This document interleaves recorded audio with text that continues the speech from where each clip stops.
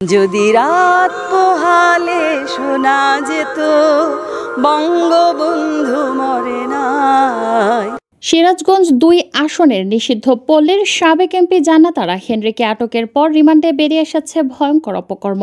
নিজের রাজনৈতিক ক্ষমতা এবং ঘনিষ্ঠতা ব্যবহার করে গড়ে তোলেন দেহ ব্যবসা চক্র। রাজধানীর অভিজাত এলাকায় বিউটি পার্লার নামের অন্তরালে চলত বিশেষ ধরনের সেবা।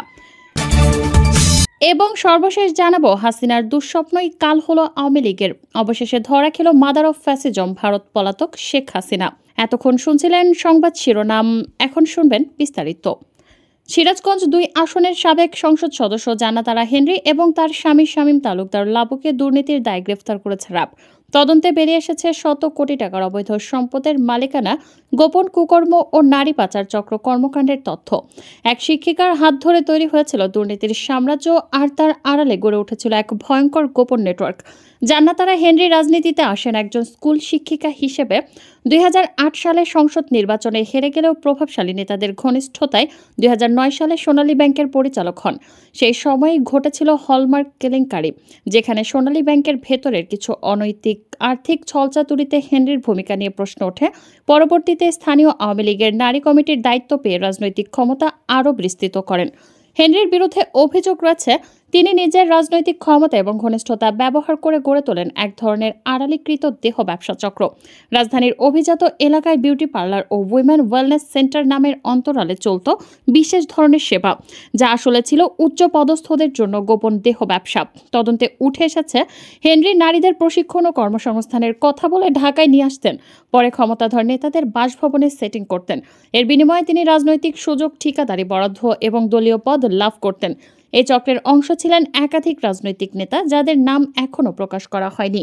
বিশেষ করে ক্ষমতা পাইয়ে দেওয়ার নামে স্থানীয় পর্যায়ের আওয়ামী লীগ নেতাদের ঢাকায় এনে বিনোদনের ব্যবস্থা করতেন হেনরি নিজে।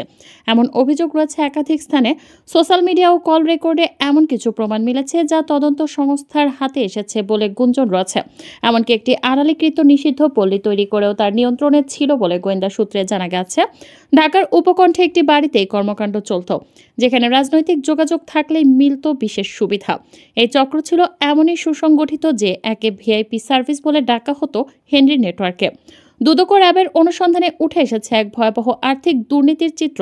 জান্নাত আরা হেনরি ও তার স্বামী শামীম তালুকদার লাবু মিলে গড়েছেন প্রায় ৭৮ কোটি টাকার অবৈধ স্থাবর অস্থাবর সম্পদ।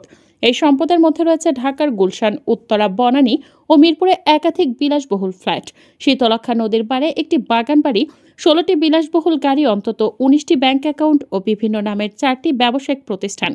সবচেয়ে ভয়াবহ তথ্যটি হচ্ছে এই সম্পদ গঠনের প্রক্রিয়া। তদন্তকারীরা জানিয়েছেন সরকারি প্রকল্পের নামে টাকা বরাদ্দ নিয়ে বাস্তবায়ন না করেই বিল উত্তোলন করা হয়েছে। উদাহরণস্বরূপ, উপজেলার একটি ব্রিজ নির্মাণের নামে ১২ কোটি টাকা বরাদ্দ নিয়ে খাতায় কাজ সম্পন্ন দেখিয়ে পুরো অর্থ আত্মসাৎ করা হয়। এমন প্রকল্পের সংখ্যা কমপক্ষে ২৬টি, যার অধিকাংশেই কোনো কাজ হয়নি বা আংশিক কাজ হয়েছে। স্থানীয় সরকারি হাসপাতালের চিকিৎসা সরঞ্জাম ক্রয় তিনি নিজ ঘনিষ্ঠ প্রতিষ্ঠানের নামে দরপত্র দেন, যেখানে বাজার মূল্যের ৩ গুণ দামে পণ্য সরবরাহ দেখিয়ে টাকা আত্মসাৎ করেন। তথ্য অনুযায়ী তিনি স্বাস্থ্য খাতে প্রায় ১১ কোটি টাকার গোপন কমিশন গ্রহণ করেছেন। জান্নাত আরা হেনরি ছিলেন কমিশনের এমপি হিসেবে পরিচিত। যে কোনো সরকারি কাজ, বিশেষ বরাদ্দ বা উন্নয়ন প্রকল্প পাশ করতে চাইলে স্থানীয় ঠিকাদারদের ১৫ থেকে ২০% কমিশন দিতে হতো তার নেটওয়ার্কে। এমনকি শিক্ষা প্রতিষ্ঠানে ভবন নির্মাণ, গ্রামীণ সড়ক উন্নয়ন, টিউবওয়েল স্থাপন প্রকল্পের টাকাও এভাবে ভাগাভাগির মাধ্যমে আত্মসাৎ হয়। ব্যাংকিং খাতেও ছিল তার বিস্তৃত প্রভাব। ২০০৯ সালে সোনালী ব্যাংকের পরিচালনা পর্ষদে বসে কয়েকটি বেনামি ঋণ অনুমোদনে ভূমিকা রাখেন, যা পরে খেলাপি হয়। বিশেষ করে হলমার্ক কেলেঙ্কারির সময় তার প্রত্যক্ষ বা পরোক্ষ সংশ্লিষ্টতা নিয়েও তদন্ত হচ্ছে, যদিও আনুষ্ঠানিক অভিযোগ এখনও দেওয়া হয়নি। তার নামেও স্বামীর নামে থাকা একাধিক কোম্পানি ব্যবহার করা হয় মানি লন্ডারিংয়ের কাজে। এসব কোম্পানির লেনদেন বিশ্লেষণ করে দেখা গেছে অন্তত ৩,৮৯৩ কোটি টাকার আর্থিক লেনদেন হয়েছে, যার কোনো কর বা অডিট রিপোর্ট নেই। এই লেনদেনের বড় একটি অংশ মধ্যপ্রাচ্য ও মালয়েশিয়ার ব্যাংকে স্থানান্তরিত হয়, যেখানে তাদের ঘনিষ্ঠ আত্মীয়রা ব্যবসা পরিচালনা করেন। এইসব মিলে স্পষ্ট হয় এটি ছিল শুধুমাত্র রাজনৈতিক নয়, বরং একটি সুসংগঠিত দুর্নীতির ইন্ডাস্ট্রি। আর এর নেতৃত্বে ছিলেন একজন নারী, যিনি ক্ষমতার ছায়ার অন্ধকারে সাম্রাজ্য গড়ে তুলেছিলেন। সরকারি প্রকল্প বরাদ্দের টাকা হাতিয়ে নেওয়া ছিল তার প্রধান টার্গেট। শিক্ষা প্রকল্পে বিল্ডিং নির্মাণ, টয়লেট সংস্কার, স্বাস্থ্যসেবায় ঔষধ কেনা, সব জায়গায় মিথ্যা বিল, ভুয়া ঠিকাদার আর নিজের আত্মীয়দের নাম ব্যবহার করে কোটি কোটি টাকা আত্মসাৎ করেন। এক টেন্ডার প্রক্রিয়ায় দেখা যায় 1 কোটি টাকার প্রকল্প কাজই হয়নি, কিন্তু বিল হয়েছে 98 লাখ। দুদকের তদন্তে উঠে এসেছে ঢাকার ধানমন্ডি ও উত্তরায় রয়েছে 3টি বিলাসবহুল ফ্ল্যাট, যার কোনো ট্যাক্স ডকুমেন্ট নেই। শুধু দেশে নয়, দুবাই ও মালয়েশিয়াতেও রয়েছে তার নামে অ্যাপার্টমেন্ট। তার একটি বিদেশি অ্যাকাউন্টে গত 5 বছরে লেনদেন হয়েছে 17 কোটি টাকা। অথচ আয়কর ফাইলে দেখানো হয়েছে বাৎসরিক আয় মাত্র 7 লাখ।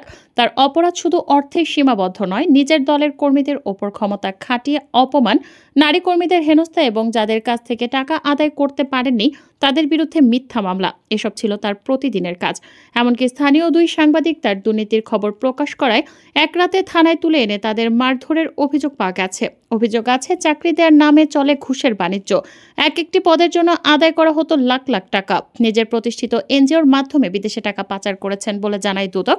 সম্প্রতি দুবাই ও লন্ডনে তার নামে বিলাসবহুল অ্যাপার্টমেন্টের কাগজ পাওয়া গেছে। এই সিন্ডিকেটের পেছনে ছিল রাজনৈতিক পরিচয়, প্রভাবশালী ব্যক্তিদের রেফারেন্স এবং পুলিশ প্রশাসনের তদবিরের নেটওয়ার্ক। 24-এর গণ অভ্যুত্থানের পর আওয়ামী লীগের রাজনীতিতে ফিরে আসার যেটুকু সম্ভাবনা ছিল তা শেখ হাসিনা নিজেই শেষ করে দিয়েছেন। তার চরম দাম্ভিকতা এবং প্রতিবিপ্লব ঘটানোর দুঃস্বপ্ন পুরো দলকে বিপদের দিকে ঠেলে দিয়েছে, যার ফলে ছাত্র জনতার দাবির মুখে উপদেষ্টা পরিষদের সিদ্ধান্তে আওয়ামী লীগের সব কার্যক্রম নিষিদ্ধ করা হয়। এখন দলের নিবন্ধন বাতিল করার প্রক্রিয়া শুরু হয়েছে। 5 আগস্ট জীবন নিয়ে ভারতে পালিয়ে যাওয়ার সুযোগ পেলেও দেশে রেখে যাওয়া দল এবং দলের নেতাকর্মীদের বাঁচাতে কার্যকর কোনো পদক্ষেপ নিতে পারেননি শেখ হাসিনা। জুলাই আগস্টের মানবতা বিরোধী অপরাধ সহ ক্ষমতায় থাকার 15.5 বছরের দুঃশাসন ও লুটপাটের জন্য তার উচিত ছিল জাতির কাছে ভুল স্বীকার করে প্রকাশ্যে ক্ষমা চাওয়া, কিন্তু সেটি না করে উল্টো ভারতে বসে অন্তর্বর্তী সরকারকে উৎখাত করার জন্য অব্যাহতভাবে দলের নেতাকর্মীদের উস্কানি দিয়েছেন। প্রতিবিপ্লব ঘটিয়ে দলের সবাইকে রাস্তায় নেমে আসার নির্দেশও দেন, যদিও তার এমন উস্কানিতে সাড়া দিতে গিয়ে অনেকে এখন কারাগারে, বাকিরা নতুন করে পালিয়ে বেড়াচ্ছেন। এদিকে আওয়ামী লীগের অনেক পলাতক নেতা মনে করেন শেখ হাসিনার অপরিণামদর্শী সিদ্ধান্ত, অজ্ঞতা, অতিকথন ও অপরিপক্কতার খেসারত দিতে হচ্ছে দল হিসেবে আওয়ামী লীগকে। বর্তমানে কলকাতায় আত্মগোপনে থাকা আওয়ামী লীগের এক শীর্ষ নেতা রোববার যুগান্তরকে বলেন, 1975 সালের 15ই আগস্ট শেখ হাসিনা দেশে ছিলেন না। 15ই আগস্ট পরবর্তী দীর্ঘদিন বাংলাদেশের রাজনীতির সম্পর্কেও তার তেমন একটা ধারণা ছিল না, কিন্তু 5 আগস্টের আগে পরে কি হয়েছে সব ঘটনাই তার জানা। ওই নেতা আরও বলেন, রাজনীতি উত্থান পতন মেনে নিতে হয়, বাস্তবতাও মানতে হয়, কিন্তু শেখ হাসিনা সেটা উপলব্ধি করতে পারেননি বা উপলব্ধি করার চেষ্টাও করেননি, যে কারণে ভারতে বসে একের পর এক আত্মঘাতী কর্মকাণ্ড পরিচালনা করে যাচ্ছেন। বাস্তবতা মেনে নিয়ে পরিকল্পনা সাজানোর পরিবর্তে ইতোমধ্যে এমন কিছু কাজ করেছেন যার খেসারত এখন তার দলকে দিতে হচ্ছে, দল হিসেবে আওয়ামী লীগকে দিতে হচ্ছে।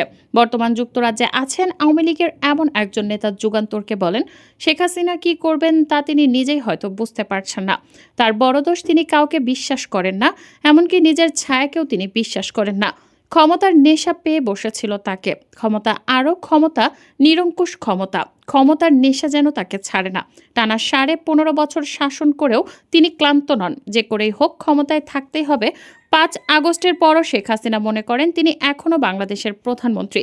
বাস্তবতা যে পুরোটাই ভিন্ন এটা তিনি বুঝতে চান না, যে কারণে তিনি নিজেই আওয়ামী লীগের এমন সর্বনাশ ডেকে এনেছেন।